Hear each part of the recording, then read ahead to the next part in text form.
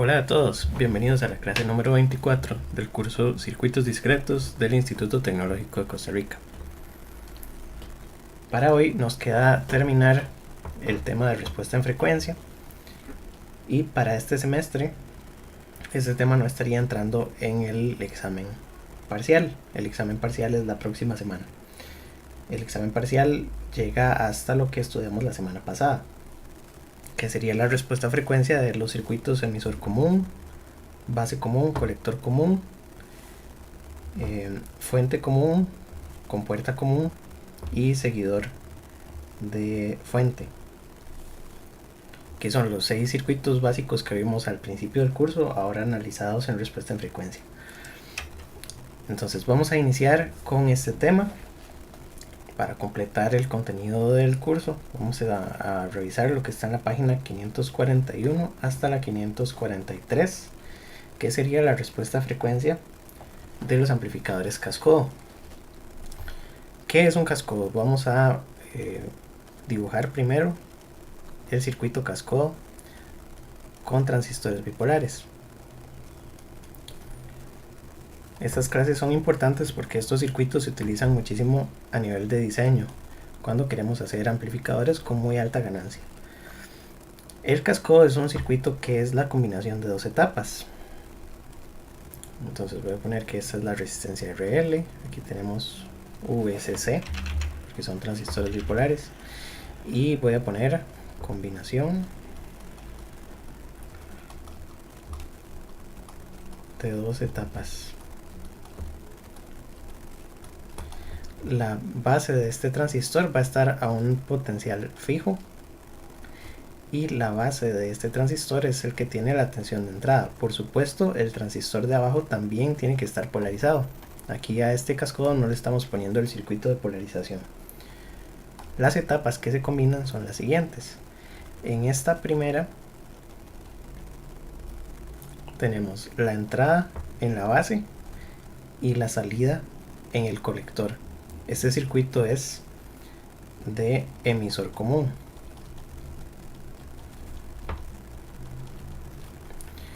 Y en el segundo lugar tenemos otro transistor que tiene la entrada en el emisor y la salida en el colector.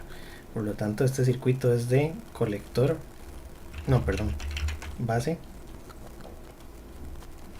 común, ¿verdad? Y bueno, voy a ponerlos aquí pegaditos.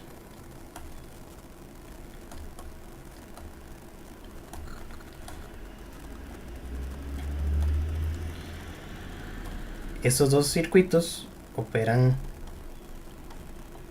en cascada. En cascada quiere decir que está uno después del otro y combinan las características de las dos etapas individuales. Entonces, del circuito de base común vamos a recordar un poco. Este circuito tenía una impedancia de entrada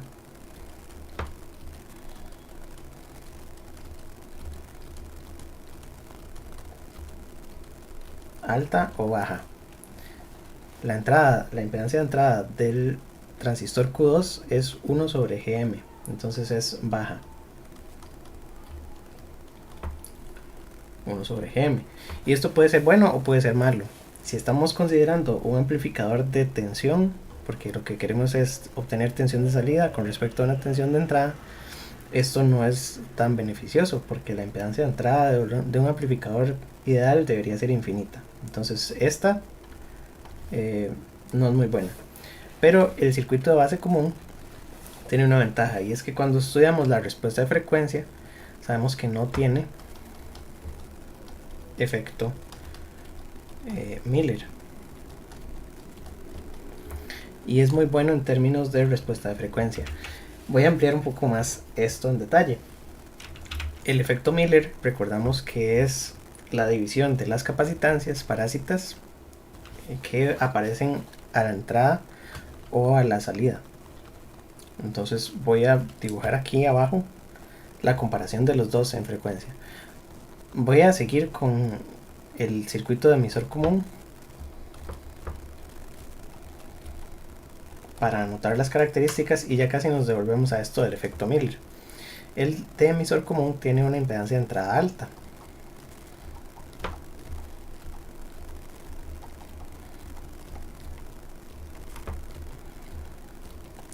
En realidad no es tan alta, es moderada, porque la impedancia de entrada es RP. Y esto sí es bueno, pero el circuito sufre de efecto Miller. Sí, puede hacerme una pregunta, no hay problema. Aquí estoy leyendo las preguntas en el chat.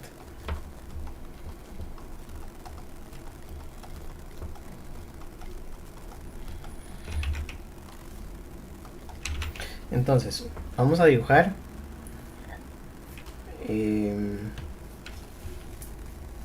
las dos configuraciones. Voy a poner aquí emisor común para explicar qué es esto del efecto Miller. El circuito de emisor común tiene entonces al transistor con tierra de este lado, ponemos una resistencia y ponemos la entrada. Tenemos tensión de entrada y tensión de salida. Vamos a ver.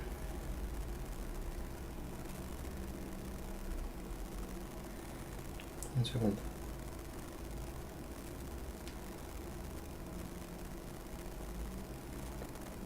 Si tienen preguntas pueden escribir por el chat. Tenemos entonces que la capacitancia parásita de esta configuración sería el condensador Cpi aquí en la entrada, el condensador Cmu entre la entrada y el colector, ¿verdad? Entre la base y el colector, y el condensador CCS. De estos tres condensadores, el condensador en la salida que está CCS está a tierra. El condensador de la entrada Cpi también está a tierra, pero el condensador Cmu se reparte hacia la entrada y hacia la salida. De manera que si tenemos que anotar la capacitancia, vamos a poner que Cmu se descompone usando el teorema de Miller. Y entonces va a aparecer Cmu 1 o Cmu en la entrada, que sería Cmu multiplicado por 1 menos A21. Y Cmu 2, que sería Cmu 1 menos 1 sobre A21. De estas dos, la ganancia A21 es relativamente alta, ¿verdad? Sabemos que A21 puede ser 5, 10, 20. Entonces cuando hacemos este producto, además es negativa, esta da muy alto. Entonces esto no es muy bueno porque toda la capacitancia aparece reflejada en la entrada. Este es relativamente igual. Y el otro condensador sí tiene una magnitud más parecida, porque 1 sobre A21 es aproximadamente 0. Pero el problema es este: tenemos un circuito que tiene mucha capacitancia en la entrada. Por eso decimos que sufre de efecto Miller, ¿verdad? En la entrada aparece una capacitancia muy alta.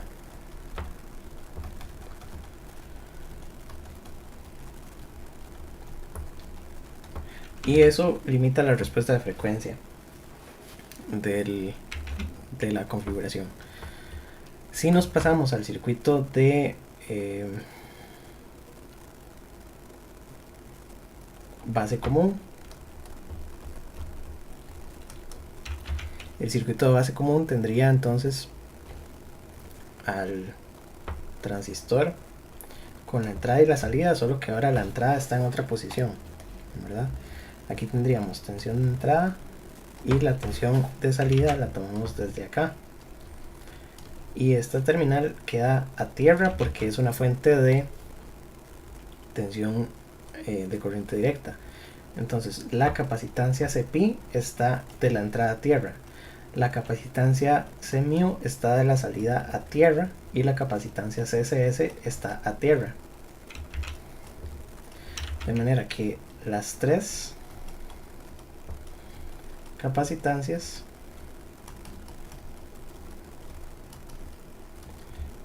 están a tierra. Y entonces no hay ninguna que se amplifique, o no hay multiplicación de Miller en ninguna de las tres. Por lo tanto, esta configuración tiene mejor respuesta de frecuencia que la de la izquierda. ¿De acuerdo? Porque en estos los valores de los condensadores todos son bajitos, mientras que el valor de esta capacitancia CMU1 es muy alto y entonces limita muchísimo la respuesta de frecuencia. Por eso es que utilizamos la combinación de las dos para tener una entrada con capacitancia baja y resistencia muy alta y una salida en los dos casos, ¿verdad? Los dos circuitos tienen una impedancia de salida alta, eso no lo podemos evitar. Ok, voy a revisar la pregunta que está en el chat, que es sobre la linealidad de circuitos. Yo creo que esta pregunta se sale un poco de la clase, pero podríamos tratar de revisarla. En realidad los amplificadores, para revisar la linealidad, lo que hay que hacer es una gráfica de la salida contra la entrada. Y lo que interesa es que el circuito tenga un punto de operación donde la entrada no sature los valores de salida. Pero creo que sí se va a salir un poco de la clase. Tal vez esas dudas las puedo atender mejor por correo. Si resulta que el circuito tiene la entrada con ciertos valores de tensión, la salida debería quedar en un rango de manera que no llegue a saturar, porque hay un valor máximo para la salida en el circuito, y también tiene que estar por debajo de cierto límite, que sería la tensión de salida mínima, que pone al circuito fuera de la región de operación en la que lo queremos polarizar. Este valor sería el valor que saca el transistor de activa directa. Entonces la salida tiene que estar siempre entre estos dos rangos, y lo que hay que hacer es polarizar el circuito en un punto de operación de manera que la entrada, cualquier entrada que pongamos, no se pase de esos límites, y dentro de esos límites el circuito es relativamente lineal. Pero creo que linealizar un circuito lleva bastantes pasos. Entonces esa pregunta, tal vez, no sé si todos tienen mi correo, pero pueden escribirme también dudas al correo. O me la ponen en el comentario del video y la reviso después con más tiempo. Voy a seguir entonces con el amplificador cascode.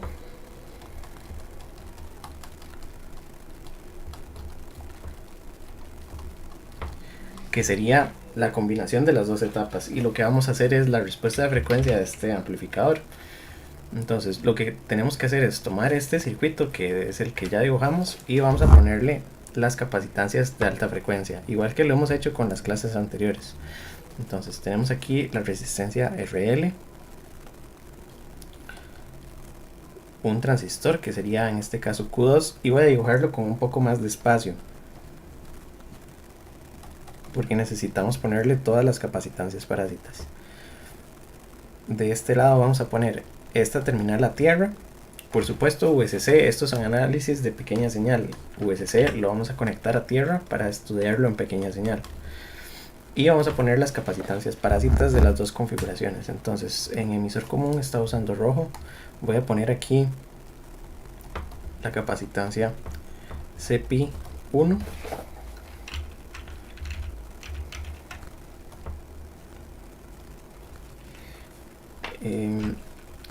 Y luego tenemos CMU 1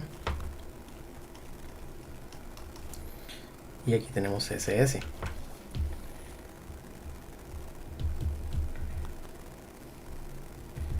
Ya para pasarle mi correo a este señor.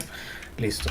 Y Del otro lado tendríamos que poner, aquí no me va a caber,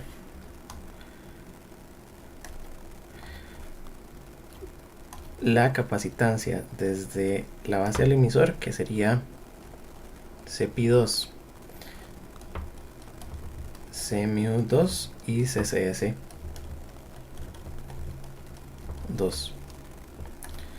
¿verdad? Estas serían todas las capacitancias parásitas. Ahora lo que tenemos que ver es cuáles están conectadas a tierra y cuáles podemos agrupar.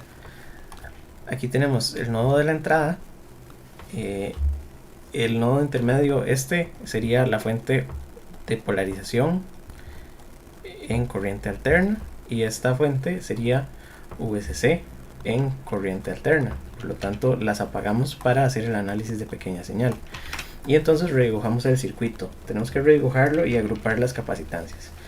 Aquí lo que vamos a observar es que la capacitancia en la entrada llevaría la descomposición de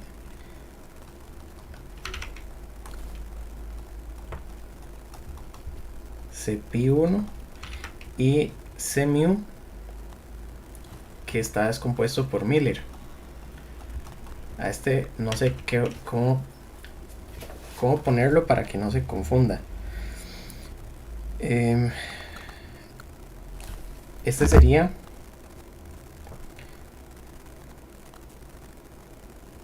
vamos a ponerlo como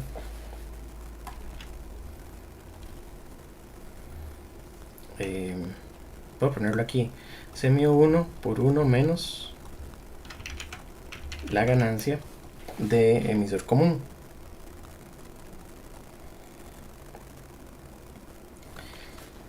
Y dependiendo de lo que tengamos en el circuito, en este circuito lo que tenemos que revisar es qué valor tiene esta ganancia. La impedancia de entrada o la impedancia total que está aquí en el colector de Q1 es 1 sobre GM, ¿verdad? Entonces, para calcular, voy a hacer aquí el paréntesis, la ganancia de emisor común sería menos GM1 por RC, pero de resistencia de colector lo que tenemos es 1 sobre GM 2, de manera que la ganancia de emisor común es aproximadamente igual a menos 1, y entonces esta capacitancia es alrededor de 2 veces CMU1, ¿verdad? Por eso voy a ponerle aquí para hacerle un poco de espacio,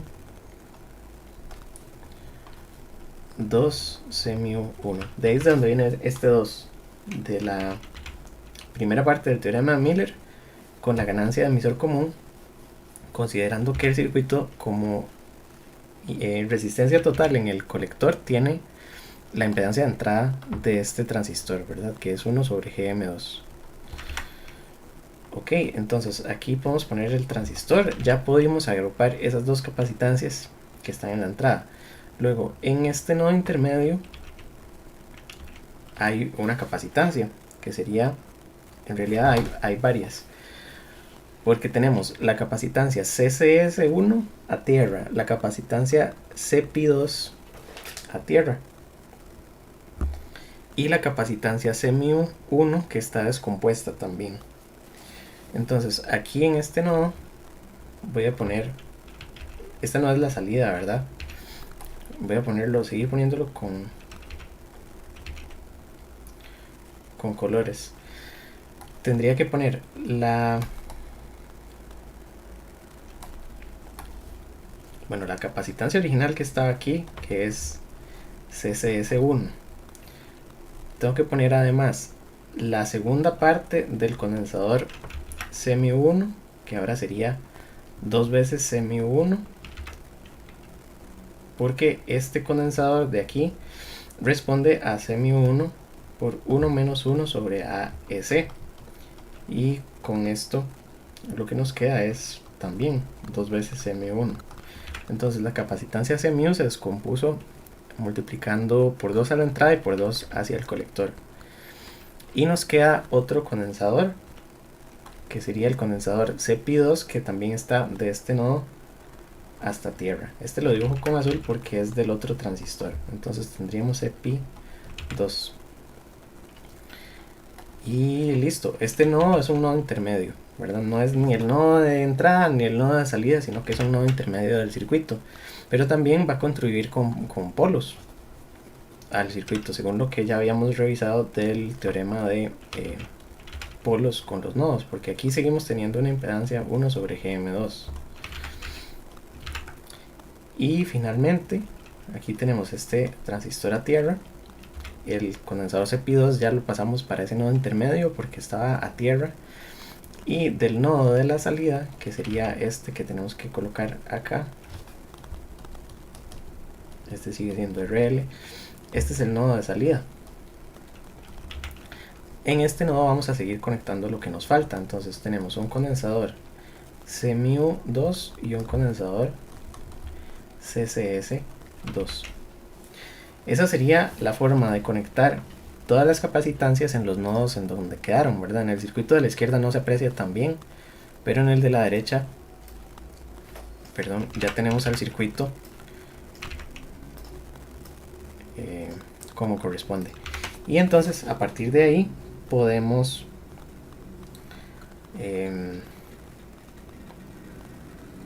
hacer la respuesta de frecuencia de este circuito. Para eso lo que tendríamos que hacer es dibujar el circuito equivalente en pequeña señal. O simplemente ir buscando que cada uno de los nodos tiene un polo. Entonces voy a hacer eso aquí en la siguiente. Yo sé que las transconductancias tienen que ser iguales si los transistores son iguales porque están en serie. Y entonces para emplear un poco más, GM tiene que ser IC entre VT. Y como la corriente IC por los dos transistores es la misma, ¿verdad? Esto es IC1 entre VT y es igual a IC2 entre VT. Por eso es que sé que la ganancia del emisor común tiene que ser igual a -1. Y esa fue la que usé para hacer la descomposición por Miller, ¿verdad? Entonces esto tal vez lo voy a pasar para acá arriba.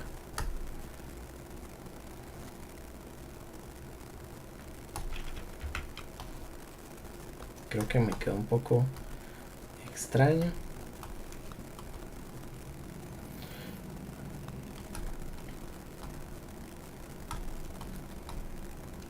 Pero ahí está. Listo, entonces vamos a dibujar el circuito con el modelo equivalente de pequeña señal.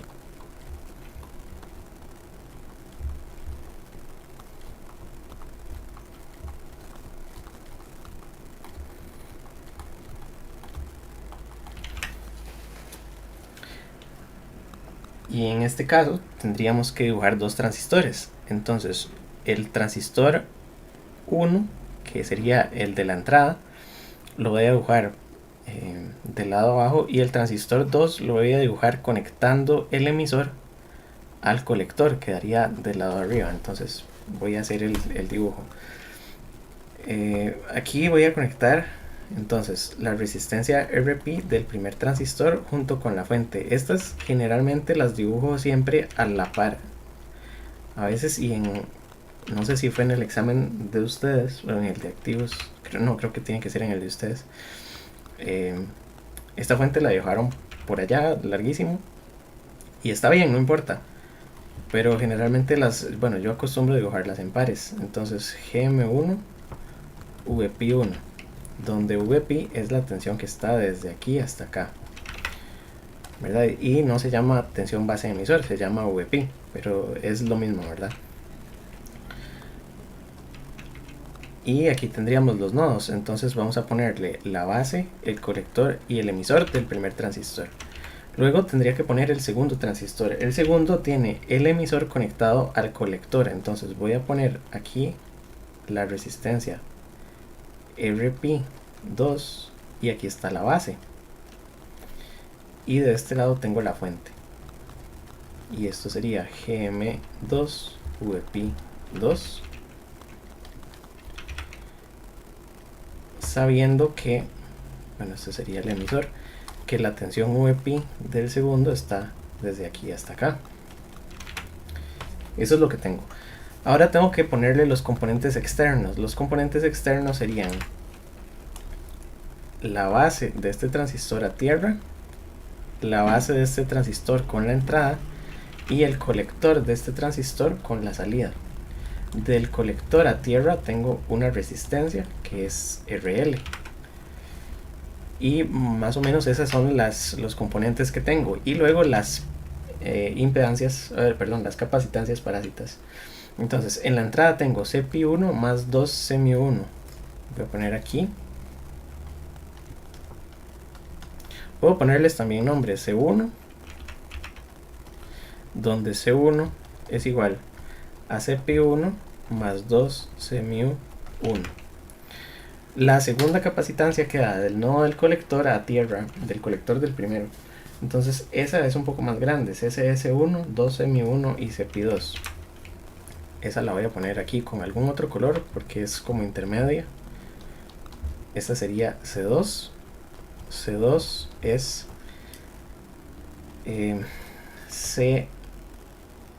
CP2 más CSS1 más 2 CMU1, ¿verdad? Y la tercera me quedaría de la salida a tierra y es CMU2 y CSS2. Y entonces aquí voy a hacer más espacio, creo que no ocupaba tanto, y una capacitancia que sería C3, y la capacitancia C3 quedaría igual a CSS2 más CMU2. Y con este circuito lo que no se puede olvidar es que la resistencia equivalente total que se ve en el nodo del colector intermedio, aquí,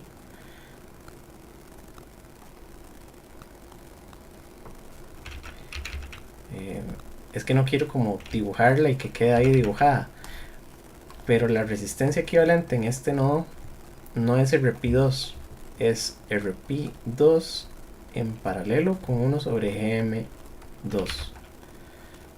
O en realidad, para ponerlo más claro, aquí debería faltar una impedancia 1 sobre GM2 que no se pone en el modelo, pero que sabemos que está ahí porque lo que tenemos es el emisor de un transistor. Entonces esta es importantísima y no se puede olvidar, ¿verdad? Voy a anotarla aquí. Hay que recordar que en este nodo hay que colocar, lo que pasa es que este colocar no es ponerla ahí para hacer el análisis de pequeña señal, ¿verdad? Si yo resuelvo la LVK y la LSK de este circuito, no tengo que poner esta resistencia. Esta es la impedancia de entrada de Q2. No la tenemos que poner para hacer el análisis de pequeña señal, pero hay que recordar que en ese nodo está, porque cuando calculemos el polo hay que asignarla. Entonces de aquí ya puedo calcular cuáles son los polos, y voy a poner que los polos del circuito son los siguientes. El polo de alta frecuencia 1 sería 1 sobre la resistencia total en el nodo donde está C1, que sería RP1 multiplicado por la capacitancia C1.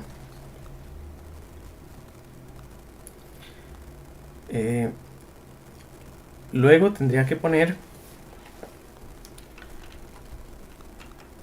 el polo de alta frecuencia 2, que me quedaría en 1 sobre, y aquí tengo que poner 1 sobre GM2 en paralelo con RP2 multiplicado por la capacitancia C2. Y por eso les dije que era importante poner esa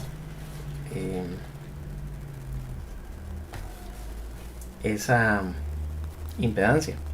Entonces, si tuviéramos que hacer una aproximación, sabemos que la impedancia de entrada 1 sobre GM2 es mucho más pequeña que RP2. Entonces esto se aproxima a 1 entre 1 sobre GM2 por C2. Y esto es lo mismo que decir GM2 entre C2. Ahí es donde queda ese otro polo. Y el polo de alta frecuencia en el punto 3 me quedaría entonces en RL por C3. Bueno, 1 sobre RL por C3. Y ahí es donde tendría todos los polos del circuito.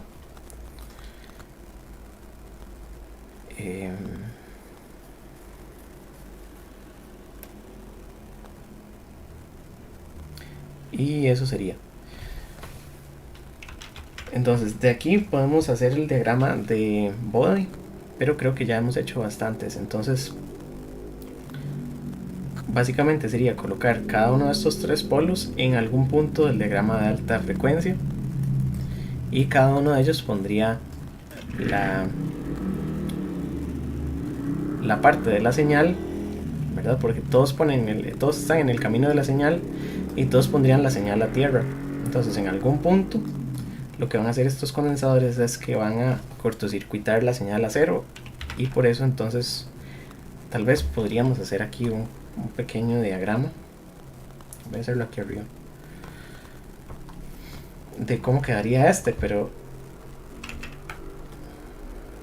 creo que ya ustedes se lo imaginan. Esto sería la ganancia en decibeles, por supuesto, y tendríamos que poner la banda plana en baja frecuencia, y a partir de cierta frecuencia vamos a poner un polo, otro polo y otro polo, y aquí 20, 40 y 60 decibeles por década,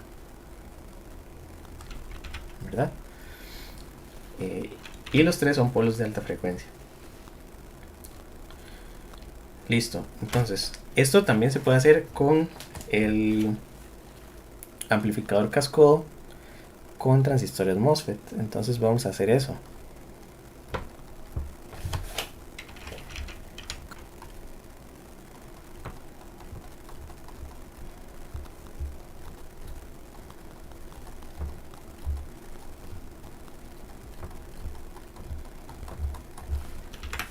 Y con estos transistores pues tenemos que hacer el mismo trabajo. Tenemos que dibujar los dos transistores y dibujarles todas las capacitancias. En este caso sabemos que para el circuito con transistores MOSFET son 8 capacitancias. Entonces voy a dibujar esto con un poco más de espacio. Vamos a ver si caben todas.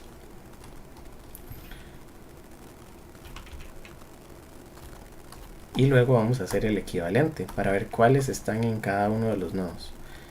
Aquí tendríamos la resistencia de carga, este nodo a tierra, y esto sería RL o RD, ¿verdad?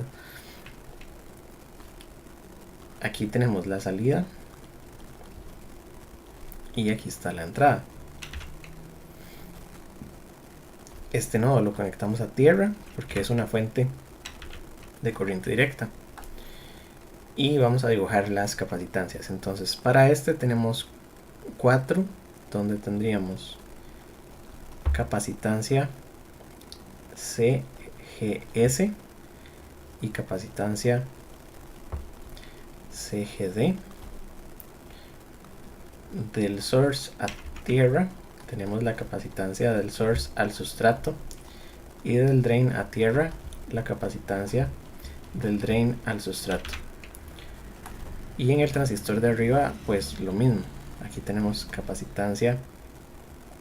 Hay que ponerles los números también. Los de abajo son del transistor de abajo, entonces vamos a ponerles que todos son para el transistor 1, porque este transistor sería el MOSFET 1 y este sería el MOSFET 2. Esta de aquí sería capacitancia gate al source 2. Esta es gate al drain 2. Esta es drain al sustrato 2, y esta es la del source al sustrato 2.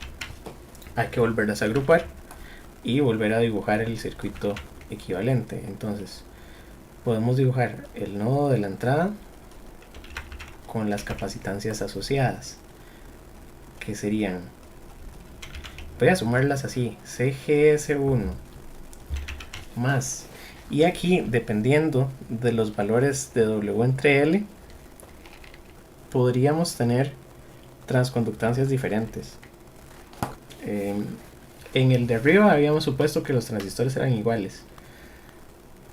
Podríamos eventualmente decir, si los transistores no son iguales, digamos que tengan áreas diferentes, los transistores 1 y 2, si tienen las áreas diferentes, esto no le afecta en gran medida a la transconductancia, ¿verdad? Porque la transconductancia es solo la corriente entre VT. Entonces, aunque los transistores tengan distinta área, la transconductancia es la misma.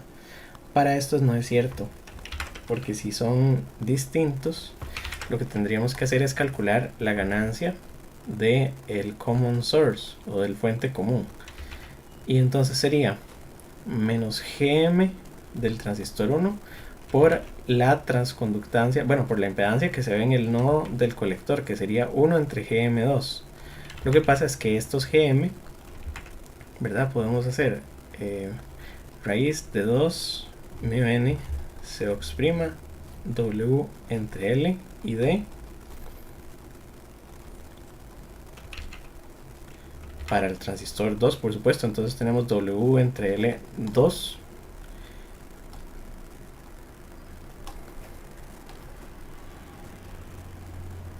W2 entre L2, y el de abajo tendría 2 mu n Cox' W entre L1 y D. De aquí se cancela todo y nos queda solamente una fracción de raíces. Entonces la ganancia del common source sería menos la raíz de W2 entre W1. Todo lo demás se cancela.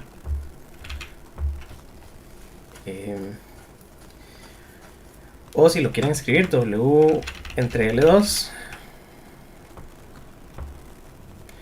entre W entre L1, porque no necesariamente las longitudes son iguales.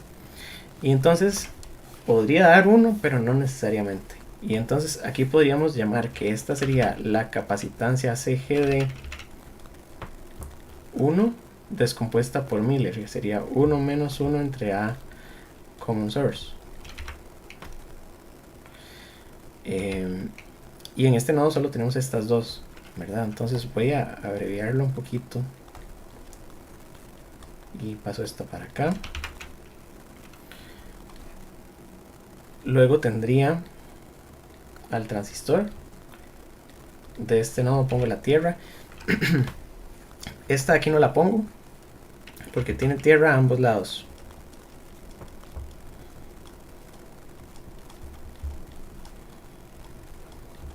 ¿Verdad? Luego tendría que seguir colocando aquí este nodo, y aquí pongo un nodo intermedio donde voy a conectar la segunda parte de CGD 1 menos, perdón, y aquí me equivoqué, ¿verdad? No es 1 sobre ACS, es solo ACS, y esta sería 1 sobre ACS, ahora sí, más la capacitancia DB1 más la capacitancia CSB2 más la capacitancia CGS2. Qué montón de capacitancias, ahí quedaron 4, porque la capacitancia que pongo en el nodo, ¿verdad? Recuerden que todo esto es un solo nodo, y la capacitancia que está aquí asociada hasta tierra es la segunda parte de CGD1. Luego tenemos CDB1, CSB2 y CGS2. Todas esas están a tierra y todas están de ese nodo, entonces son 4. Voy a poner un por renglón para que quede un poco más visual. Y me falta colocar el otro transistor, esto a tierra, y del nodo de salida, que sería este, me queda la resistencia RL por supuesto, y las capacitancias del transistor de arriba, que sería CGD2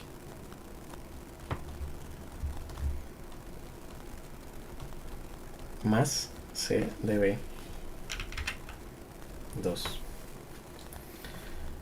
Y esas son todas, ¿verdad? Tengo 2 en la entrada, 4 intermedias, 2 en la salida y una que quité. Entonces en total suman 9, pero es porque CGD1 lo descompuse en 2.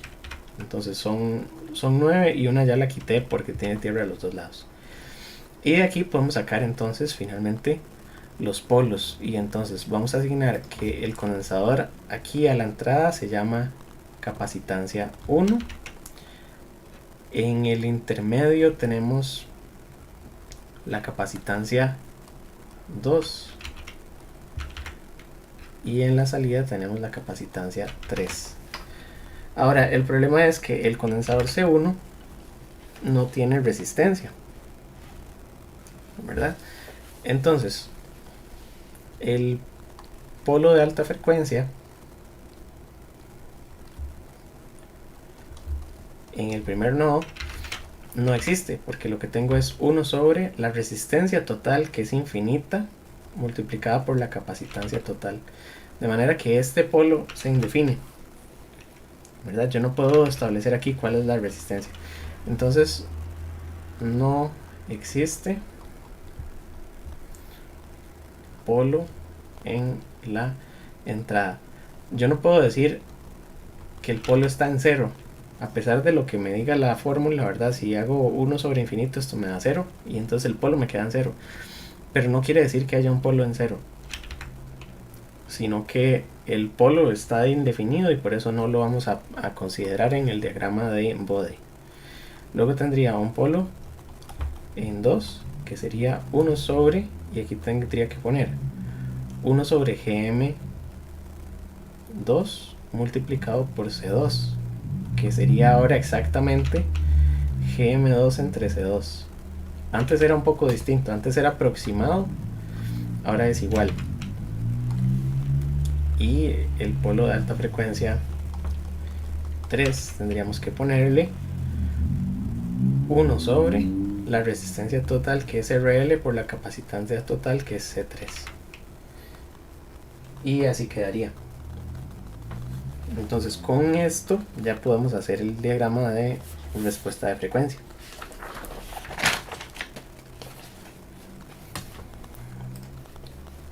Y en este punto sería buena idea hacer un ejemplo de cálculo. Entonces el ejemplo que tengo aquí a mano sería el ejemplo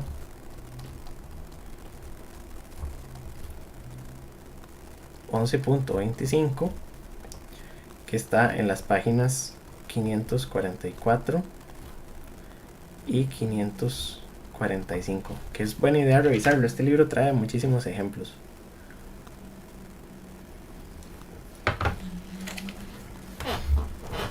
Lo que tenemos es un amplificador cascode con transistores MOSFET, donde tenemos RL, Vout, los dos transistores,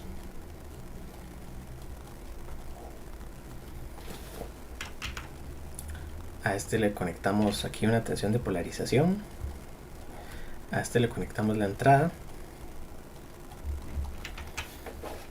y le vamos a definir parámetros. Entonces para este ejemplo tenemos que RS, espérense un segundo,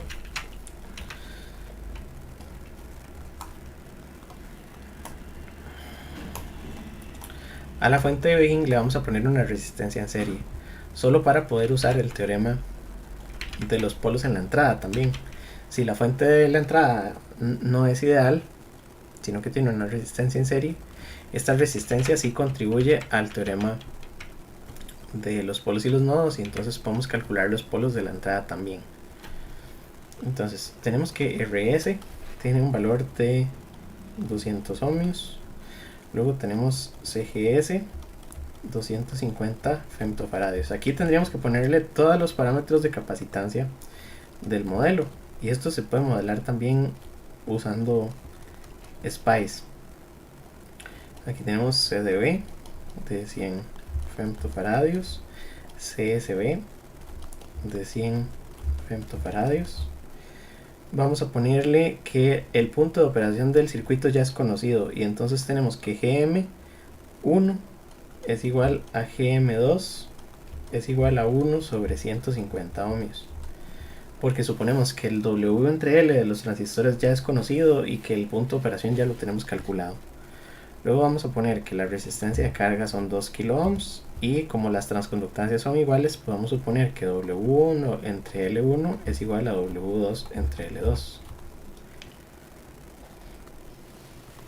¿Verdad? Entonces, para hacer el cálculo con las ecuaciones que ya derivamos arriba, vamos a hacer aquí cálculos. Y entonces, el condensador C1 sería igual a CGS1 más, voy a traérmelo de aquí arriba, CGS1 más CGD1 por Miller. CGD1 1 menos A21, y resulta que A21 era menos GM1 entre GM2. Por lo tanto, aquí vamos a poner GM1 GM2, que ya sabemos que es menos 1. Bueno, y esto es negativo, menos menos da más. Entonces C1 sería CGS1 más 2 veces, porque 1 más 1 es 2, 2 CGD1. C1 nos da entonces de aquí de la lista 250 femtofaradios más 2 por 80 femtofaradios. Y ahora tenemos que calcular C1, que serían 410 femtofaradios. La resistencia para este polo sería la resistencia RS, que serían 200 ohmios.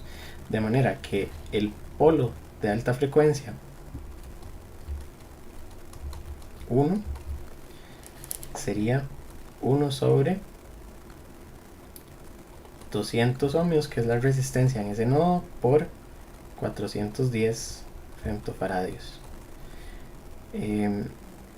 Y aquí podemos calcularlo directamente. Me va a quedar WP HF1, y vamos a hacer el cálculo entonces con alguna herramienta. Voy a pasar aquí a MATLAB, que ya lo tenía abierto, y me queda 1 sobre 200 por 410 femtos. Femto es a la menos 15. Esto me da 1.220 por 10 a la 10 radianes por segundo. Y la frecuencia sería la frecuencia angular entre 2pi. Entonces esto lo voy a dividir entre 2 por pi, y me quedan 1.94 por 10 a la 9. Esto es 1.94 gigahertz. Ahora tendría que ser lo mismo con las otras capacitancias, y entonces vamos a hacer el cálculo del nodo intermedio, y en el nodo intermedio lo que está usando era fusia. La capacitancia C2 sería, ¿en dónde la tengo? Es esta, la que es una ecuación grande. CGD1, CDB1, CSB2 y CGS2. Voy a ponerlas todas con fusia.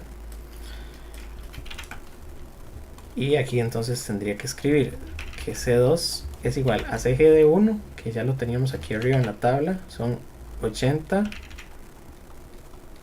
femtofaradios por 2, más CDB1 son 100, más CSB2 son 100, más CGS2 250. Y entonces, después de hacer toda la suma, tendría 160 más 200 son 360, más 250 son 360, 560, 610. Y aquí tendríamos que observar cuál es la resistencia total en este nodo, y la resistencia es 1 sobre GM2, que entonces serían 150 ohms, de manera que la frecuencia angular de este segundo polo me va a quedar en, vamos a pasarnos para acá, 1 sobre 150 por 610. Aquí la vamos a calcular. 1 sobre 150 por 610 femtos. Esto me da 1.093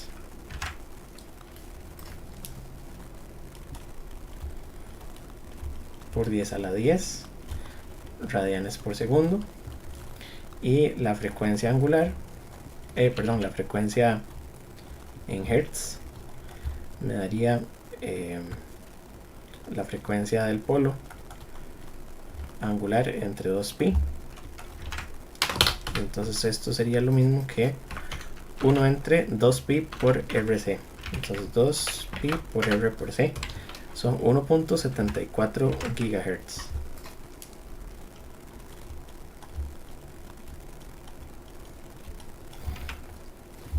Y faltaría calcular la última. Aquí lo único es tener cuidado con los números, ¿verdad? Las ecuaciones son bueno, y siempre estaba usando los colores. Aquí usé el color equivocado. Este es con rojo y el otro es con azul. C3 sería entonces CGD2 más CDB2.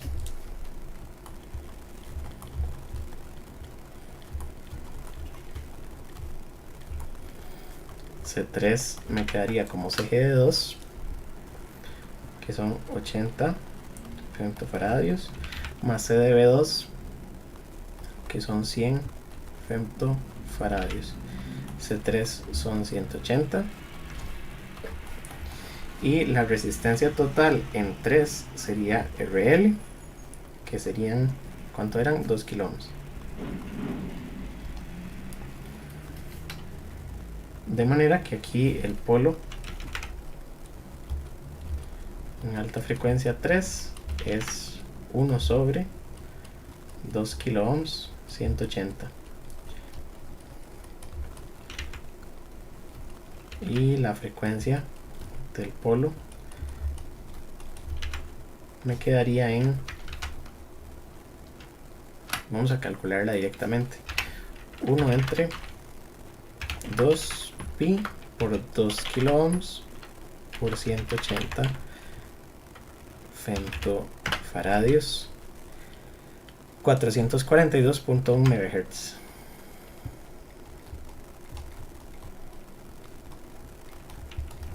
Y ahí tenemos los tres polos que tendríamos que dibujar en un gráfico de respuesta en frecuencia. Entonces, para hacer la cuestión un poco más interesante, voy a buscar un papel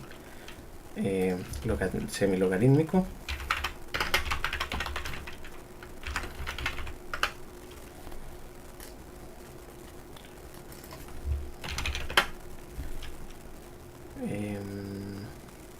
Nunca encuentro el mismo. Vamos a ver si me look paper. Este tal vez.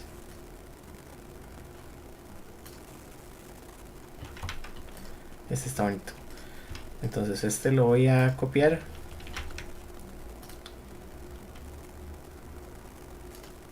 Y me paso para acá.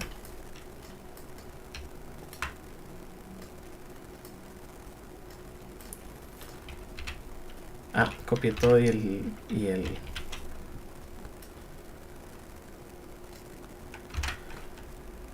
no, mira. No sé qué sucedió. Ok, entonces aquí vamos a empezar a dibujar la respuesta en frecuencia. Lo que tenemos que hacer es seleccionar la escala horizontal. Entonces aquí yo sé que esto va a ser logaritmo de la frecuencia en hertz.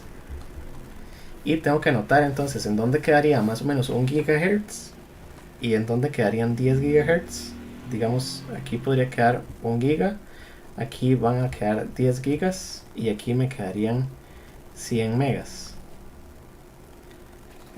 Aunque este papel no está tan bonito, voy a buscarme otro,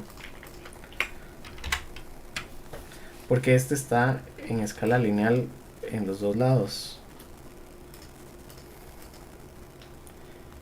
Necesito uno que sea semilogarítmico, tal vez en Google.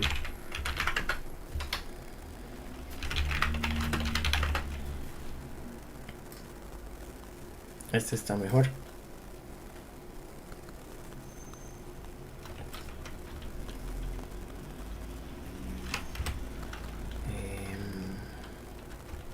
Voy a copiarlo así.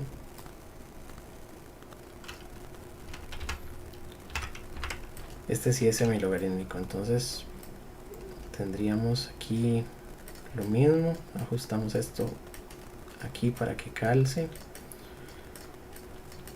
Logaritmo en el eje horizontal, y en el vertical vamos a graficar la ganancia, por supuesto en decibeles, ¿verdad? Entonces aquí tendríamos que poner 10 megas, 1 mega, 100 kilos, etcétera, etcétera. Y en el vertical hay que definirle las escalas. Entonces vamos a iniciar con la ganancia de banda plana, es decir, cuando no hay ninguno de estos polos, ¿cuál es la ganancia total de este circuito?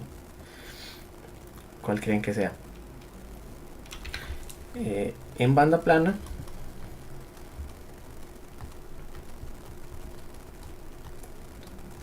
lo que tengo es que AV es el producto de las dos ganancias.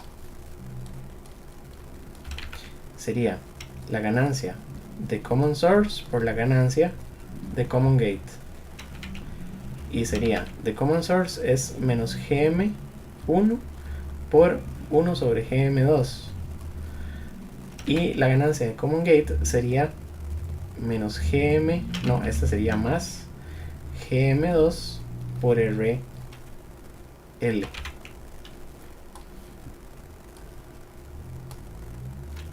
¿Verdad? Porque es el producto de las dos ganancias.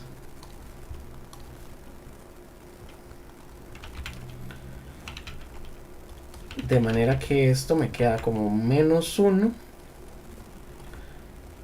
por GM2 por RL, y esto sería 2 kilo ohms, por supuesto negativo, entre 150 ohms, y esto me da 2 entre 150,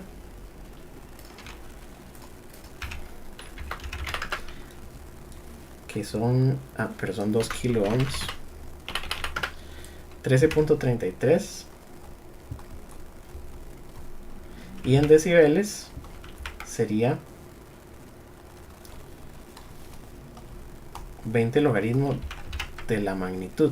Entonces tendría que poner 20 por el logaritmo en base 10, en más la vez así, de 13.3333.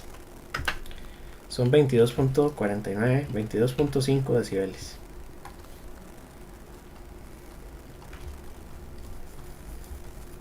Creo que no hace falta anotar cómo lo calculé, ¿verdad?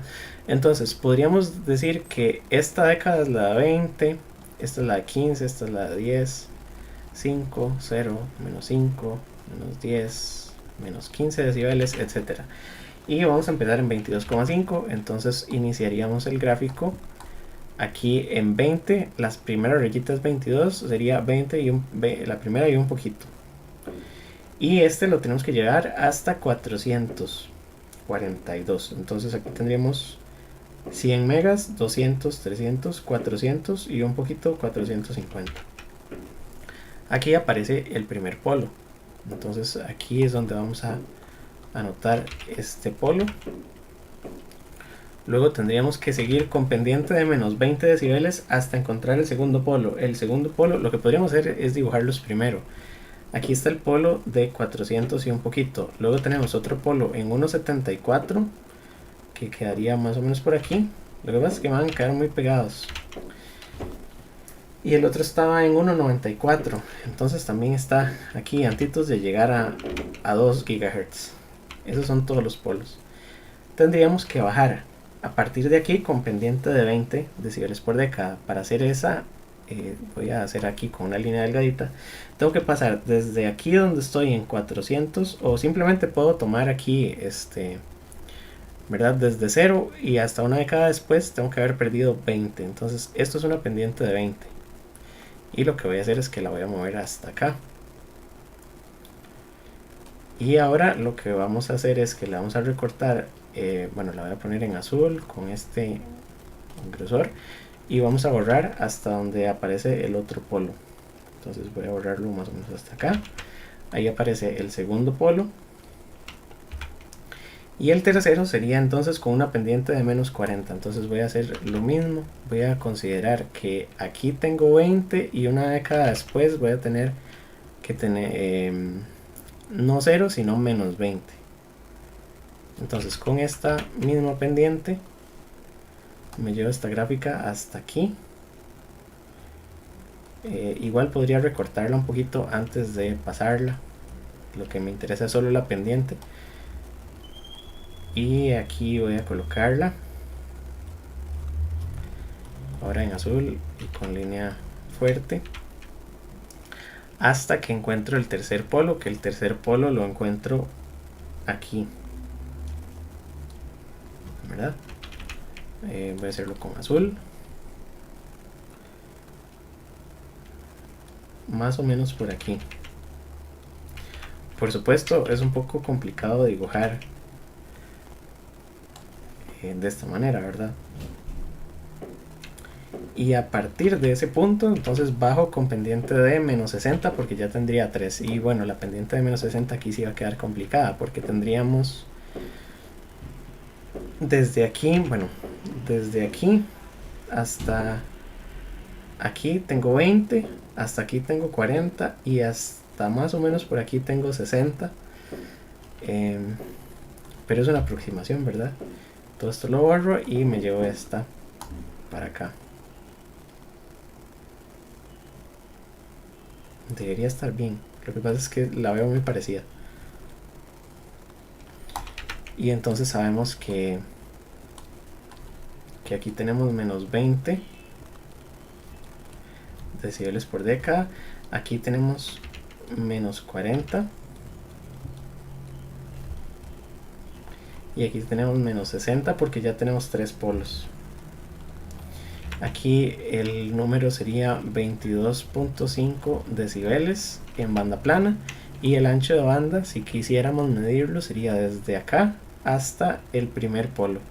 Entonces lo vamos a poner hasta aquí. Y en estos diagramas, así como están, tiene que ser hasta el polo exacto, por lo que habíamos hecho, creo que en una clase hicimos la derivación exacta de en dónde queda el polo y cuál es la magnitud en esa frecuencia. Este sería el ancho de banda. En los diagramas reales, ya con un simulador, consideramos menos 3 decibeles, porque esto va a ser completamente plano. Bueno, aquí no me va a quedar plano, pero esto va a empezar a cambiar un poco antes, y entonces ya a la frecuencia del polo vamos a haber perdido menos 3 decibeles.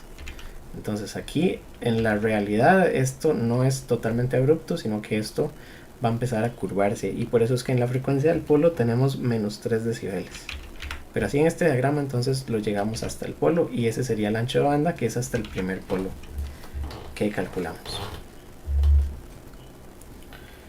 Ok, aquí podríamos inclusive tomar este circuito y calcularle las impedancias de entrada y de salida en alta frecuencia, pero creo que no es tan importante. Con esto entonces ya concluimos el estudio del cascodo y podemos hacer estos diagramas de respuesta en frecuencia que quedan bien bonitos. Vamos ahora a pasar a la respuesta de frecuencia del par diferencial y del amplificador operacional. Este tema es cortito y por eso lo metí también en esta clase, si no nos hubieran quedado 2 clases pequeñitas. Entonces aquí voy a poner la clase 23, que sería esta misma. Bueno, perdón, esta sería de la 24. Es que la pasada la usamos para atender dudas, y a esta sí le puse 24, sí. todavía dentro de la clase de hoy vamos a ver la respuesta de frecuencia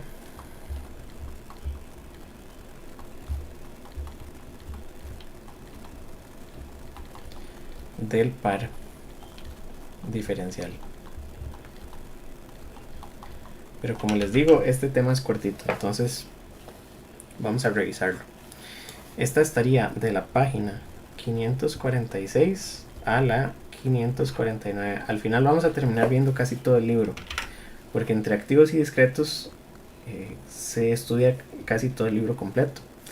Quedan muy poquitos temas que no se estudian. Por ejemplo, creo que hay un tema del amplificador operacional como tal, hay un tema de filtros activos, me parece, pasivos y activos,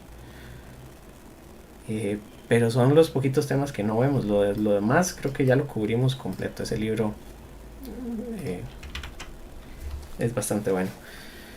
Ok, entonces, cuando tenemos un amplificador, un par diferencial, vamos a dibujar el par diferencial BJT y lo vamos a dibujar sencillo con resistencias para no complicar mucho. Aquí vamos a poner el nodo de salida y aquí los transistores. Vamos a poner el nodo intermedio, que siempre le llamamos P, una fuente de corriente con la corriente de cola, que sería la corriente de los emisores, y vamos a ponerle aquí en la entrada las terminales para las fuentes de tensión. Entonces siempre lo hemos llamado V1 y V2, y en la tarea ya habíamos puesto el orden correcto, ¿verdad? Vin N y Vin P. No recuerdo cuál estaba a la izquierda y cuál estaba a la derecha, entonces rápidamente voy a abrirlo. Tendríamos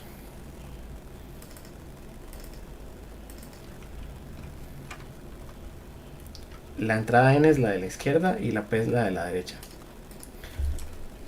Esta sería Vin N y esta sería Vin P. Entonces a este circuito también le podríamos agregar los condensadores, es lo que vamos a hacer. Pero primero voy a cambiar de transistor y voy a poner el circuito con transistores MOSFET. Entonces con transistores MOSFET queda exactamente lo mismo, pero en lugar de VCC es VDD, en lugar de IE es la corriente de los source, y aquí tendría transistores NMOS.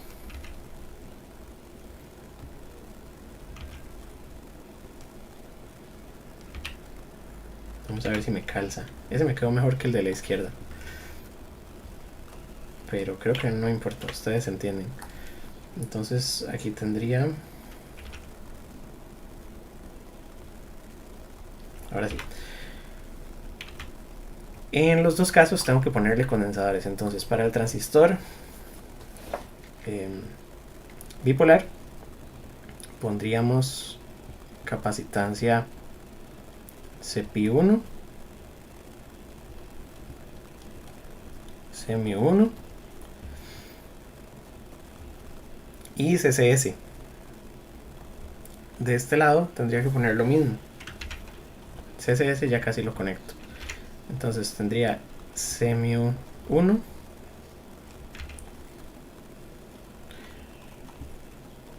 y CPI. Bueno, en realidad este sería el del 2, pero no le voy a poner los números. CMU, CPI, CPI, CMU. Y aquí entre estos dos nodos vamos a poner de esta a tierra y de esta a tierra. Entonces voy a hacer esta conexión y aquí pongo CCS y CCS, ¿verdad? Por lo que sabemos, el circuito es simétrico con respecto al nodo P. Del otro lado, que sería el circuito con MOSFETs, tendría que hacer lo mismo. Tengo que poner un condensador. Voy a ponerlo aquí abajo. CGS y CGS. De este lado CGD y CGD. En medio voy a colocar la capacitancia del drain al sustrato. Entonces me queda CDB y CDB. Y CSB me queda del nodo P, que es el source, hasta tierra, pero el nodo P era una tierra virtual. Entonces CSB no aparece, porque está del source a tierra virtual. Y se acuerdan de la definición de tierra virtual. No quiere decir que en pequeña señal este nodo sea tierra eléctricamente, ni quiere decir que, bueno, lo contrario, que en pequeña señal este nodo tiene un potencial de 0, pero en corriente directa este nodo no tiene un potencial de 0, ¿verdad? No es una tierra para todos los efectos, es una tierra que solo funciona en pequeña señal. Y entonces ambos circuitos son simétricos con respecto al nodo P.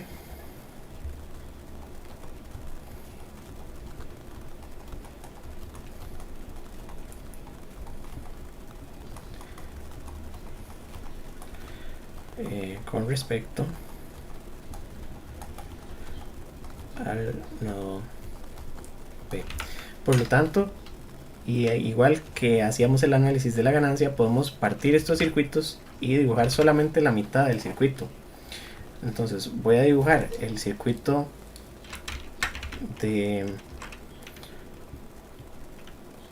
o la mitad del circuito con transistor bipolar.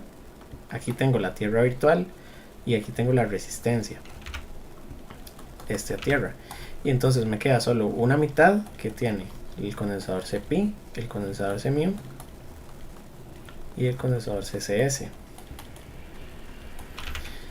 Y del otro lado me queda exactamente lo mismo, pero ahora con otros nombres, ¿verdad? Entonces este sería, bueno, esto me va a costar cambiarle el color.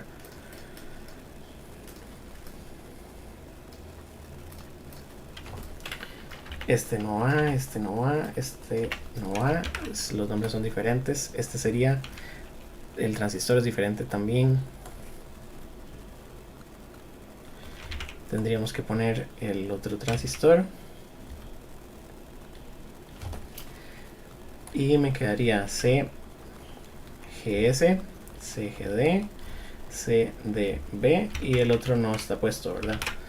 Entonces, para efectos prácticos yo puedo resolver la mitad de uno de estos circuitos y tendría la misma respuesta de frecuencia, y estos circuitos ya los hemos analizado muchas veces.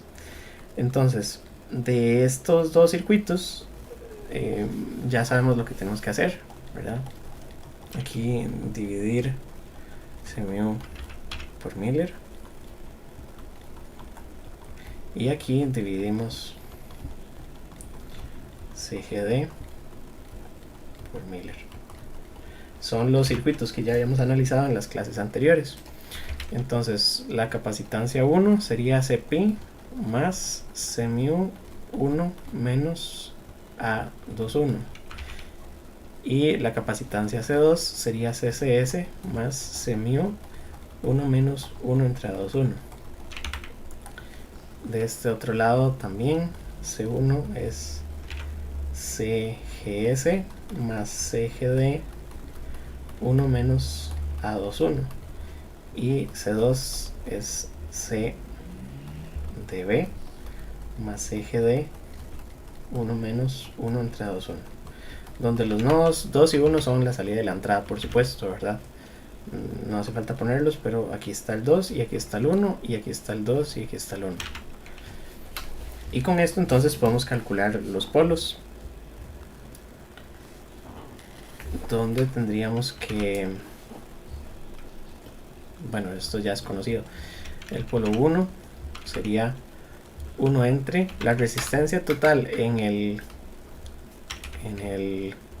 la base, que es Rp, multiplicado por C1, y la frecuencia del polo 2 sería la resistencia total en el colector, que sería Rc por C2.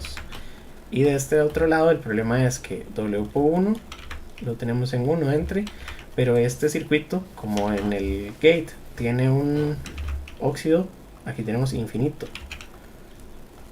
por C1, de manera que esto tiende a 0 y entonces el polo no existe.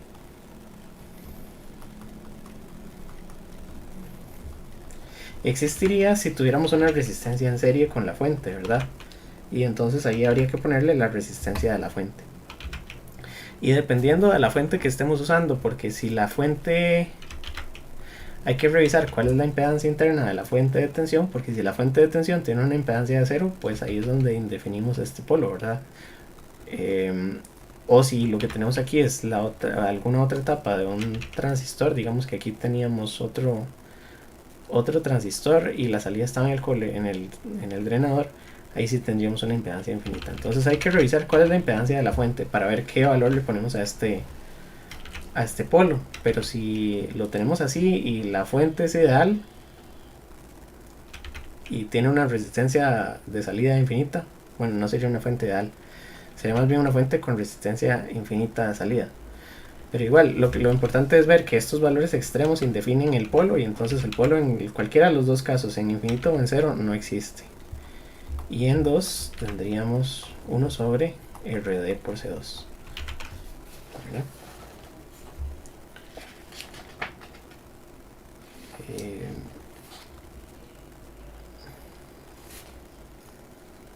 Y así quedaría. Ahora, antes de terminar la clase, porque en realidad la respuesta de frecuencia del par diferencial es solo esto, no tiene más detalle, tenemos que partirlo y los circuitos ya son conocidos, que estos son de los que sí entran en el examen, ¿verdad? Vamos a analizar un circuito que se llama par diferencial cascodo.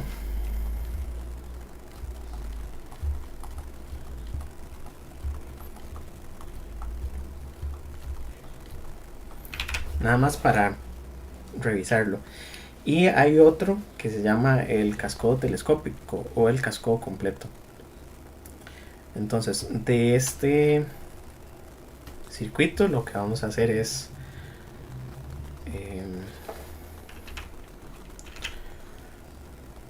conectar aquí VDD y por supuesto las resistencias, que hasta este punto las hemos manejado como resistencias, pero sabemos que no es la gracia usar un cascodo si vamos a tener resistencias ahí arriba, porque la ganancia de un cascodo podría mejorar significativamente si arriba también usamos un par diferencial. Entonces, un cascodo.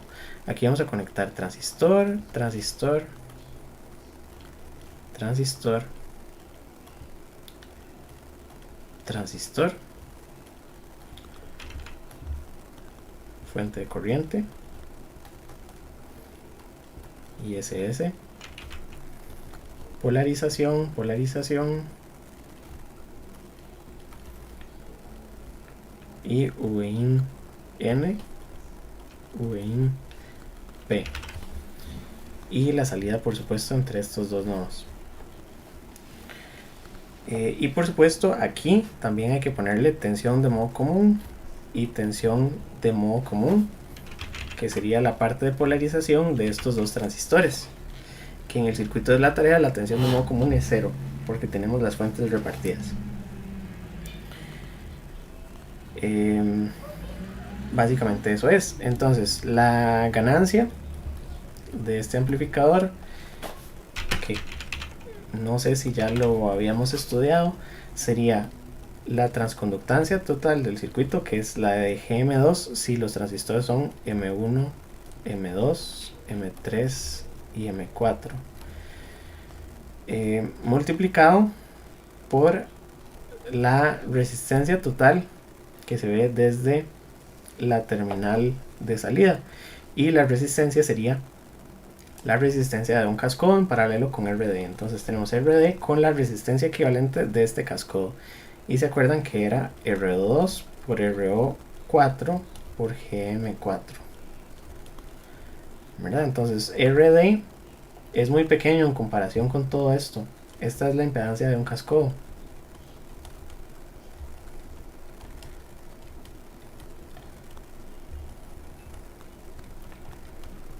Por lo tanto, RD es el término que limita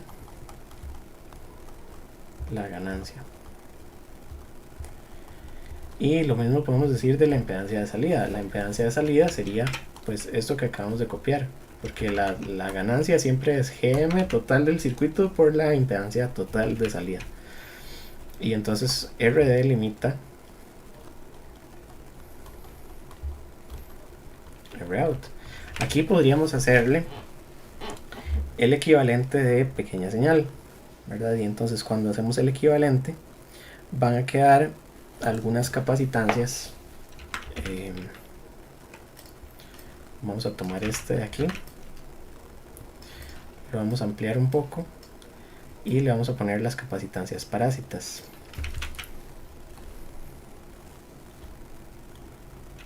Donde tendríamos que poner CGS,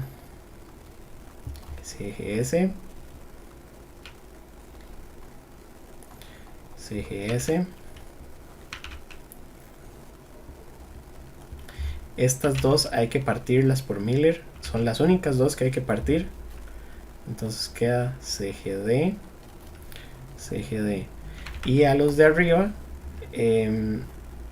también tenemos CGS, pero estas no quedan por Miller, porque los gates están conectados a tierra, lo que tienen es una tensión de polarización. Entonces esto está a tierra y esto está a tierra. Las terminales aquí de modo común no están a tierra porque el circuito de polarización de los transistores de abajo tiene que estar aislado del circuito de pequeña señal por medio de condensadores de desacople o alguna otra forma. Entonces esto sería CGS, CGS, y los pongo con colores diferentes porque pueden ser valores distintos, ¿verdad? Esto es CGD, CGD, y adentro tenemos todas las capacitancias. Por ejemplo aquí tenemos la capacitancia CDB, CDB. En este otro tenemos CSB y CSB.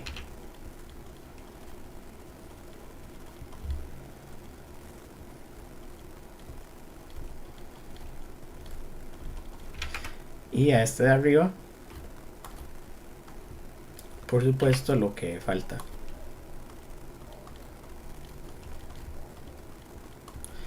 Donde tendríamos CDB y CDB. Son muchos, yo sé, pero al final lo que tenemos que hacer es tomar solamente un lado y la única que tenemos que descomponer es CGD.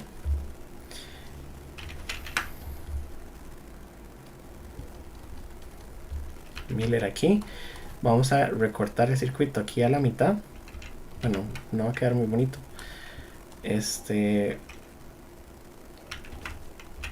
Y entonces voy a copiar solo una mitad. Y esto no se pone, este no se pone, este no se pone. Nos quedaría algo así y este sería... Ya se me cerró la clase, pero creo que sí la tenía guardada, porque yo siempre voy guardando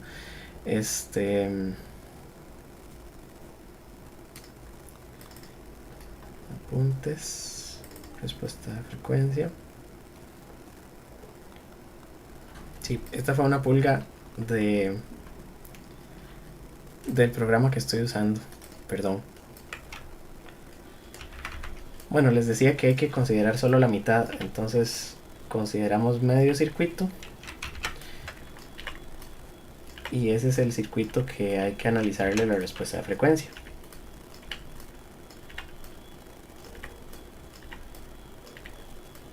Por eso hay que acostumbrarse a ir guardando siempre a cada rato.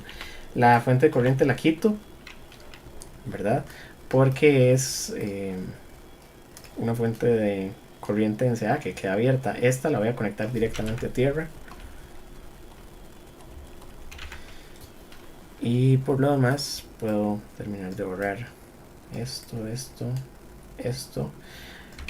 Aquí el problema es que, bueno, no, porque de este lado lo que tengo es una tierra virtual.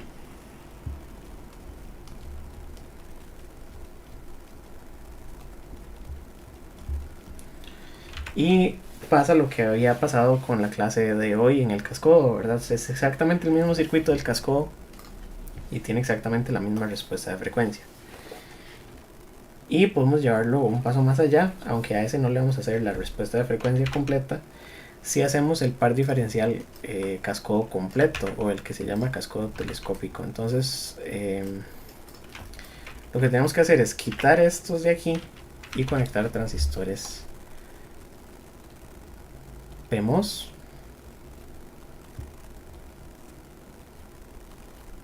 en configuración de espejo de corriente. Entonces estos los vamos a conectar aquí y lo conectamos a esta terminal con esta.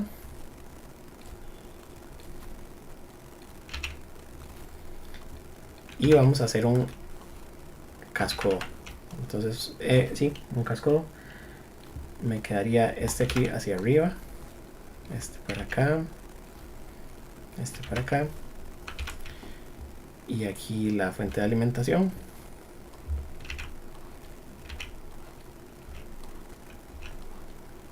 Vamos a ver si me queda recta. Esto es VDD. Y para seguir con el orden, este es M5, M6, M7, M8. Y el nodo de salida o las terminales de salida están aquí y aquí. En realidad para este solo es una, ¿verdad? Esta sería Vout en modo común. A diferencia de la entrada diferencial, por la conexión que tenemos arriba. La ganancia de este circuito es extremadamente alta,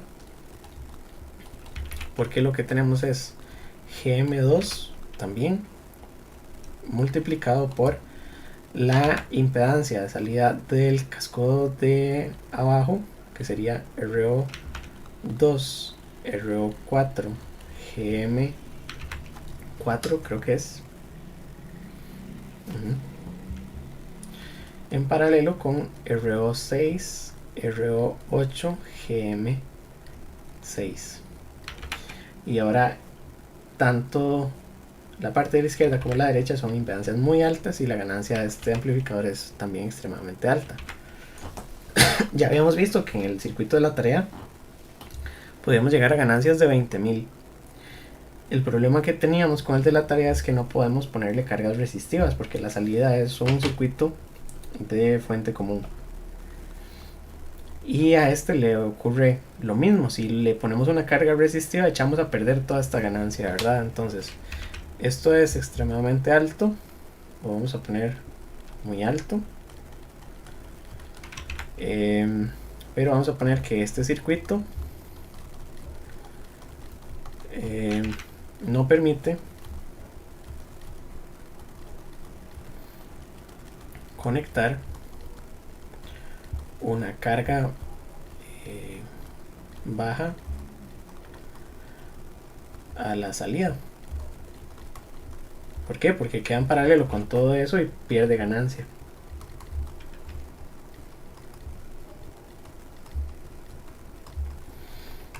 Entonces lo que normalmente se hace es que se tiene este circuito y a la salida le conectamos un seguidor para hacer un buen acople de impedancias. El seguidor tendría una impedancia de entrada infinita, una impedancia de salida muy baja, y entonces a la salida no tenemos pérdida de ganancia. O si la tenemos muy poca pérdida de ganancia porque la ganancia del seguidor es aproximadamente 1. Este sería el cascodo, el par diferencial cascodo completo, y tendría esa ganancia. La impedancia de salida es esta,